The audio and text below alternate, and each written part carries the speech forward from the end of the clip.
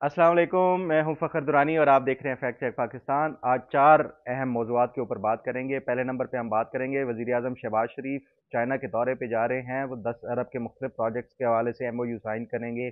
कौन कौन से प्रोजेक्ट्स हैं और उसके अलावा उनका जो दौरा है चीन का, उसके और क्या मकासद हैं, इसके ऊपर बात करेंगे। दूसरे नंबर पे बात करेंगे हम आज जो सुप्रीम कोर्ट में सुन्नी इत्तेहाद कौंसिल की मखसूस नशिस्तों के हवाले से मुकदमे की समाअत थी फुल कोर्ट की, उसकी अब तक की जो समाअत है उससे क्या तासर मिलता है और इसको देखा जाए तो आगे जो मुतवक्के तौर पे फैसला क्या होगा, इस पे तफसील के साथ बात करेंगे। तीसरे नंबर पे हम बात करेंगे इमरान खान और बुशरा बीबी का इद्दत के दौरान निकाह का जो मुकदमे की अपील थी, वो जज के खत लिखने के बाद इस्लामाबाद हाई कोर्ट ने दूसरे जज को दे दिया है। आगे उसका जो है वो पूरा प्रोसेस क्या होगा, इस पे भी बात करेंगे। जबकि चौथे नंबर पे हम बात करेंगे इमरान खान की तरफ से और जो पीटीआई की तरफ से एक भरपूर मुहिम चला रही है इदारों के खिलाफ, और इसकी जो पाकिस्तान से अब आगे ये दुनिया भर में इन्होंने जो एहतजाज का सिलसिला है उस पे वो किया है, इसके असरात क्या निकलेंगे, इसके ऊपर भी तफसील के साथ बात करेंगे। सबसे पहले हम बात कर लेते हैं वज़ीर आज़म शहबाज शरीफ कल 4 जून को जा रहे हैं चाइना के दौरे के ऊपर, और चाइना का ये कहा यह जा रहा है कि बड़ा अहम दौरा होगा, ख़ासतौर पे जब ये सी पैक का जो प्रोजेक्ट था वो तो तकरीबन हॉल्ट हो चुका है, वो उसके ऊपर कोई पेशरफ्त नहीं हुई। जो मुस्लिम लीग नून की पहली हुकूमत थी उसमें उन्होंने पावर प्लांट्स हो या बाकी जितने भी प्रोजेक्ट्स थे उसके हवाले से जो फ़ेज़ 1 था वो तो मुकम्मल कर लिया था। दूसरा जो फ़ेज़ था फ़ेज़ 2, उसमें 2024 में जो पहला शेड्यूल था, जो कि सी पैक के हवाले से 2024 में दूसरा फ़ेज़ भी मुकम्मल होना था, लेकिन इमरान खान की हुकूमत आई, सी पैक के ऊपर बिल्कुल पेशरफ्त ख़त्म हो गई और तमाम जो प्रोजेक्ट्स थे वो चाइना ने भी उसके ऊपर काम रोक दिया। तो उसके बाद अब ये शहबाज शरीफ जो है ये दोबारा से अब जा रहे हैं और फ़ेज़ 2 के हवाले से जो अहम पेशरफ्त है उसके ऊपर एमओयू साइन करेंगे। जो मेरी एहसन इकबाल साहब से बात हुई, वज़ीर मनसूबाबंदी हैं, और सी पैक के प्रोजेक्ट को और चीन पाकिस्तान के हवाले से जितने भी ये प्रोजेक्ट्स होते हैं वो एहसन इकबाल साहब उसको डील करते हैं, उनसे बात हुई। एहसन इकबाल साहब बताते हैं कि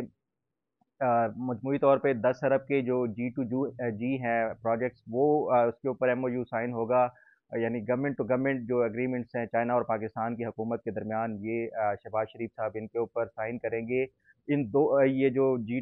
एग्रीमेंट्स हैं $10 अरब के 10.6 बिलियन के हैं तकरीबन। दो इसमें अहम मंसूबे हैं, एक तो ML1 है जो रेलवे का ट्रैक है, जो कराची से लेके पेशावर तक, खैबर तक है, उसकी जो है वो दोबारा से जो तामीर है और कुछ हिस्सों में जो है वो उसकी रिहेबिलिटेशन होगी। ये फास्ट ट्रैक रेलवे जो है वो उसके हवाले से इस पे कोई $6.8 बिलियन का जो है तखमीना है ये इस प्रोजेक्ट का, उसके ऊपर एमओयू साइन करेंगे। और दूसरे नंबर पे एक कोई 4 बिलियन के जो जी प्रोजेक्ट्स हैं उसमें आईपीपीज और इस तरह के मुख्तलिफ जो प्रोजेक्ट्स हैं वो उनके ऊपर भी तफसील के साथ जो है ना सिर्फ वो होगी, बातचीत होगी पाकिस्तान और चाइना के दरमियान, बल्कि ये इनके ऊपर भी एमओयू साइन करने हैं। तो मजमूई तौर पे ये वज़ीर आज़म शहबाज शरीफ 10.6 बिलियन के ये जो एमओयू साइन करेंगे, उसके साथ साथ जो सी पैक का फ़ेज़ 2 है, एहसन इकबाल साहब ये बताते हैं कि इसमें हमारा जो फोकस है वो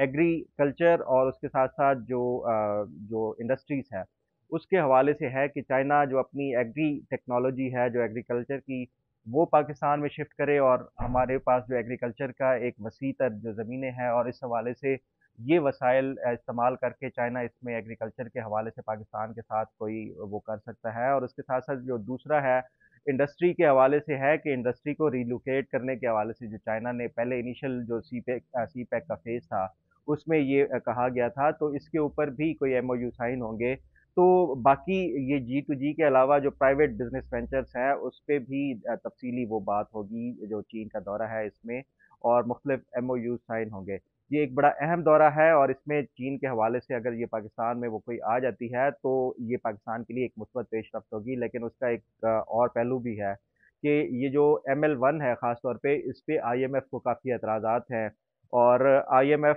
के तहफ़्फ़ुज़ात ये हैं कि इतने बड़े पैमाने के ऊपर अगर लोन लिया जाता है 6.8 बिलियन का, तो उसके हवाले से पाकिस्तान जो है वो किस उसके तहत जो है ये चाइना से लोन लेगा। तो ये तमाम तर भी इश्यूज़ हैं जो मैंने एहसन इकबाल साहब से भी पूछे। एहसन इकबाल साहब कहते हैं कि इस हवाले से हमारी, क्योंकि ये 6.8 बिलियन कोई वन गो में नहीं मिलना, हम फेज़ वाइज़ इसको करेंगे एमएल1 के ऊपर भी काम। तो ऐसा नहीं है कि ये एक साथ होगा तो पाकिस्तान के लिए रीपेमेंट जो है वो मुश्किल हो जाएगी। बहरहाल ये एक अहम जो है ये दौरा है, ये वापस आएँगे शहबाज शरीफ साहब। ये अगर प्रोजेक्ट्स के ऊपर वो हो जाता है, मुस्बत कोई पेशरफ्त होती है, तो उसके बाद जो है वो बाकी फिर आके 9 को जो है वो इकोनॉमिक सर्वे और फिर 10 को बजट भी पेश किया जाएगा जो वफाकी हुकूमत का है। तो इस हवाले से ये काफ़ी अहम देखा जा रहा है इस दौरे को वज़ीर आज़म के, और फिर ख़ास तौर पे आईएमएफ के तनाज़ुर में भी देखा जाए तो बड़ी अहमियत का हामिल है। अब हम बात कर लेते हैं ये जो सुप्रीम कोर्ट में मुकदमा चल रहा है सुन्नी इत्तेहाद कौंसिल की तरफ से मखसूस नशिस्तों का। इस पे काफ़ी ज़्यादा लोग अहमियत दे रहे हैं। एक तो कुछ जो है लोग ये भी सवाल उठा रहे हैं कि जस्टिस काज़ी फ़ाइज़ ईसा जो है वो इसलिए इस मुकदमे की समाअत को जल्दी से वो करना चाह रहे हैं क्योंकि हुकूमत के पास वो जो टू थर्ड मेजॉरिटी थी वो नहीं है, और टू थर्ड मेजॉरिटी ना होने की वजह से वो कोई आइन साजी नहीं कर रही या आइन में कोई तरमीम नहीं कर रही। और कहा यह जाता है जो जस्टिस काज़ी फ़ाइज़ ईसा के जो क्रिटिक्स हैं वो ये कहते हैं कि ये इसलिए भी काज़ी फ़ाइज़ ईसा साहब चाहते हैं कि ये इसका फ़ैसला हो ताकि इसमें जो मौजूदा हुकूमती इत्तेहाद है इसको टू थर्ड मेजॉरिटी मिले और आइन साजी हो, और उसके बाद कोई जजेस की जो खासतौर पे चीफ जस्टिस की एक्सटेंशन के हवाले से ये कोई आइन में तरमीम की जाएगी। जो मेरी इतलात हैं ऐसी कोई बात नहीं है, हुकूमत इस हवाले से कोई नहीं सोचती, और ना ही जस्टिस काज़ी फ़ाइज़ ईसा जो है वो कोई जो है वो अपने उसमें टेन्योर में बतौर चीफ जस्टिस के कोई उसमें इंटरेस्टेड हैं। और उसकी अगर मैं आपको एग्जांपल दूं, अभी जो जस्टिस मंसूर अली शाह हैं, सीनियर प्यूनी जज हैं सुप्रीम कोर्ट के, उन्होंने बतौर नेक्स्ट जो चीफ जस्टिस है वो अभी से ही सुप्रीम कोर्ट की वेबसाइट के ऊपर असासे डिक्लेयर कर दिए हैं। उससे भी इंडिकेशन मिलता है कि काजी फायद ईसा साहब जो हैं वो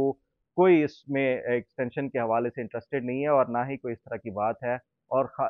जो जस्टिस काजी फायद ईसा है, जहाँ तक मैं उनके पिछले 1 साल का बतौर चीफ जस्टिस का कंडक्ट है और उसके साथ साथ बाकी जो बतौर जज के भी सुप्रीम कोर्ट का कंडक्ट है, उन्होंने हमेशा आइन और कानून के मुताबिक फैसले किए हैं। वो अनपॉपुलर हो सकते हैं, वो जिस तरह कहा जाता है कि कोई सियासी अगर मुकदमात हैं तो उनमें सियासी जो है वो मसालेहत को या मसलहत को जो है वो भी देख के जज जिस तरह करते हैं वो इस तरह का कभी कोई फैसला नहीं करते। और इसी वजह से मैं अब भी ये समझता हूँ कि ये जो आज की भी समाअत को अगर देखा जाए तो जस्टिस काजी फायज ईसा और मेजॉरिटी ऑफ जो जजेस हैं फुल कोर्ट के, ये फैसला बिल्कुल आइन और कानून के मुताबिक करेंगे। और आइन और कानून इस हवाले से बिल्कुल वाज़ेह है कि आइन का जो आर्टिकल 51(6)(d है उसके ऊपर भी आज सुप्रीम कोर्ट के ऊपर बहस हुई, और उसके साथ साथ जो फिर इलेक्शन एक्ट का सेक्शन 104 है उस हवाले से भी तफसील के साथ आज भी बहस हो रही है सुप्रीम कोर्ट के जो समाअत थी उसमें। तो उसको देखा जाए आइन और कानून बिल्कुल वाज़ेह है कि ये मुकदमा जो है उसका फैसला सुन्नी इत्तेहाद कौंसिल के हक में किसी सूरत नहीं दिया जा सकता, कि जिस जमात ने ना मखसूस नशिस्तों की फहरिस्तें जमा कराई, ना उनके उम्मीदवारों ने जो मखसूस नशिस्तों के उम्मीदवार थे कागजात नामजदगी जमा कराए, ये जो है ये तमाम तर अगर प्रोसेस फॉलो नहीं किए गए, कानून की जितने भी तकाजे थे वो पूरे नहीं किए गए, तो उसके बगैर सुप्रीम कोर्ट किसी सूरत भी ये अलाउ नहीं कर सकती किसी सियासी जमात को। जिस तरह जस्टिस अतर मिनल्ला जो है वो बार बार ये कहते हैं विल ऑफ द पीपल को देखना होगा हमें, एक अगर सियासी जमात को अगर लोग वो कर रहे हैं, तो मेरी जस्टिस अतर मिनल्ला से ये सवाल है कि अगर विल ऑफ द पीपल को देख के ही सुप्रीम कोर्ट के जजों ने फैसले करने हैं तो फिर अदालतें बंद कर दें और लोगों को फैसले करने दें। जिसकी मेजॉरिटी होगी लोगों की वो आके फैसला अपने हक में करवा लेगा लोगों के ज़रिए ही, और फिर जत्थे लेके फिर इस तरह का जो है वो जो एक मॉब जस्टिस वाला कल्चर है वो पाकिस्तान में परवान चढ़ेगा। अदालतें जो है वो आइन और जो कानून है वो इंसाफ की देवी अंधी होती है, इसलिए उसके आंखों के ऊपर पट्टी होती है कि हमेशा कानून ये नहीं देखता लोग क्या सोच रहे हैं, लोगों की उमंगें क्या हैं या विल ऑफ द पीपल क्या है, बल्कि कानून में और अदालतें जो है वो हमेशा आइन और कानून की जो भी उससे वो हो रहा होता है उसके मुताबिक ही फैसला करती हैं। तो ये जस्टिस अतर मिनल्ला का जो एक आर्ग्यूमेंट, और वो बार बार ये जो है वो पूछ रहे थे सवाल आज की भी समाअत में, तो मुझे बड़ा हैरान लगा कि एक सुप्रीम कोर्ट का जज होते हुए वो किस तरह इस तरह की वो कर सकते हैं, क्वेश्चन रेज कर सकते हैं। बहरहाल ये इसका फैसला जो भी है, लेकिन उम्मीद यही है कि आइन और कानून के मुताबिक होगा, विल ऑफ द पीपल के मुताबिक नहीं होगा। अब हम तीसरे मौजू की तरफ बढ़ते हैं। ये जो खावर मानिका ने उसके अपीलों पीटीआई की तरफ से जो अपील दायर की गई थी इमरान खान और बुशरा बीबी के इद्दत निकाह में, उस पे खावर मानिका ने जो है वो एतराज़ कर दिया जज शाहरुख अर्जुमंद के ऊपर। और फैसला उस दिन, जिस दिन फैसला सुनाना था, जो रिजर्व जजमेंट थी, उसी दिन जो है वो एतराज़ किया गया। तो जज जो थे शाहरुख अर्जुमंद, उन्होंने इस्लामाबाद हाई कोर्ट को ख़त लिख दिया कि ये क्योंकि इसके ऊपर एतराज़ किया गया है, तो आप इसलिए बेहतर है कि कोई और जज लगा दें। तो आज जो है वो उन्होंने इस्लामाबाद हाई कोर्ट की तरफ से एक नया वो कर दिया गया है, तब्दील कर दिया गया है जज को। और अब ये मुकदमे की जो है वो समाअत कोई जज हैं मजोका साहब वो करेंगे। और इसमें फिर जो सबसे अहम बात ये है कि जो अपीलों का प्रोसेस होता है कि उसमें पूरी समाअत दोबारा से होगी, एक पूरा प्रोसेस जो है वो दोबारा से शुरू किया जाएगा। तो इट मीन्स के इसमें महीनों भी लग सकते हैं। ये जो इद्दत निकाह केस का फैसला है उसके ऊपर, तो ये इमरान खान की इद्दत वाला जो निकाह का फैसला है, इसमें भी कोई इतनी जल्दी जान छूटते हुए नज़र नहीं आ रही। आगे फैसला तो वो कब होगा, लेकिन अब ये जब दोबारा से प्रोसेस वो है वो शुरू होगा अपीलों का, तो एक लंबा भी अरसा लग सकता है इस हवाले से। तो इमरान खान का ये भी मुकदमा, जो ये एक्सपेक्ट किया जा रहा था कि वो बहुत जल्दी इस मुकदमे से भी उनको कोई जो है अपीलों में ये सज़ा या तो मुअत्तल हो जाएगी या फिर इनको ज़मानत मिल जाएगी, तो वो पॉसिबल नज़र नहीं आ रहा। अब बढ़ते हैं अपने चौथे मौजू की तरफ। और जो पीटीआई की तरफ से और ख़ास तौर पे इमरान खान की तरफ से कुछ दिन पहले 31 मई को एक कॉल दी गई कि दुनिया भर में जो ओवरसीज़ पाकिस्तान के जो पीटीआई के ओवरसीज़ पाकिस्तान चैप्टर के हैं, वो तमाम तर अपने अपने मुल्कों में जो पाकिस्तान में ह्यूमन राइट्स वायलेशन है और इसके साथ साथ जो दीगर जो यहाँ पे हो रही है जमहूरियत और उसके हवाले से, इसके खिलाफ मौजूदा जो हुकूमत है और उसके साथ साथ जो इस्टेब्लिशमेंट है, इनके खिलाफ एहतजाज का सिलसिला शुरू किया जाए। तो हमने उसका देखा है पेशरफ। कल ये मैं देख रहा था, एयरवाई ने भी इसके ऊपर खबर चलाई कि पीटीआई ये प्लान कर रही है कि जो पाकिस्तान का मैच है इंडिया के साथ 9 जून को न्यूयॉर्क में, तो उससे पहले हाई प्रोफाइल, क्योंकि ये बड़ी दुनिया की अटेंशन होती है, तो उससे पहले जो है ये पीटीआई जो है उसके खिलाफ हुकूमत पाकिस्तान और पाकिस्तान के खिलाफ मुजाहरे करेगी न्यूयॉर्क में, मैनहट्टन में, और उसके साथ साथ जो यूएन का वो है उस पे, और फिर साथ साथ टाइम स्क्वायर में भी ये मुजाहरों का एक सिलसिला वो किया जाएगा। तो उससे ये साफ नज़र आ रहा है कि पीटीआई की ये कोशिश नहीं है कि पाकिस्तान में जो है वो उनको इंसाफ मिला जाए, बल्कि अब वो इस कोशिश में है कि पाकिस्तान को जिस तरह भी मौका मिलता है, जहाँ भी मौका मिलता है, वो उसको मेलाइन किया जाए। फिर हमने देखा है कि पीटीआई का जो सोशल मीडिया है, ख़ास तौर पे अगर पीटीआई का ऑफिशियल ट्विटर अकाउंट है, उसको भी देखा जाए, तो जिस तरह के आप पिछले कोई 2 महीनों से मुहिम एक चल रही है, प्रोपेगेंडा मुहिम सोशल मीडिया के ऊपर, तो उससे ज़ाहिर है और ये साफ लग रहा है कि या तो पीटीआई ये प्रेशराइज़ करना चाह रही है एस्टेब्लिशमेंट को कि वो इस दबाव में आके जो है वो इनके साथ मुज़ाकरात करें इमरान खान के साथ, या फिर दूसरा ये हो सकता है कि एक फ़ाइनल जो है एक दूसरा में 9 की तैयारी में है। और पीटीआई शायद वो इस दफ़ा, क्योंकि पाकिस्तान में लोग नहीं निकल रहे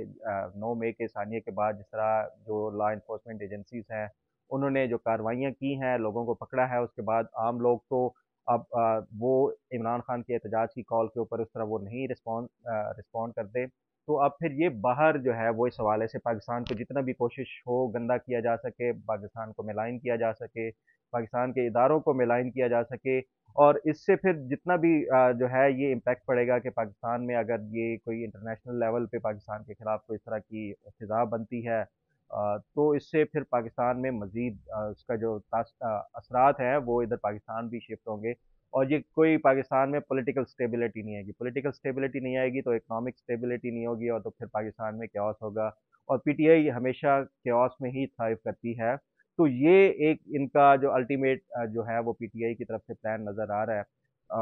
अब ये इसमें किस हद तक कामयाब होते हैं नहीं होते, ये अल्लाह को ज़्यादा पता है, लेकिन मेरा ख़्याल है कि ये इस हवाले से जो पीटीआई की जो 9 मई की जिस तरह की एक स्ट्रैटेजी थी या प्लान था, वो उन्होंने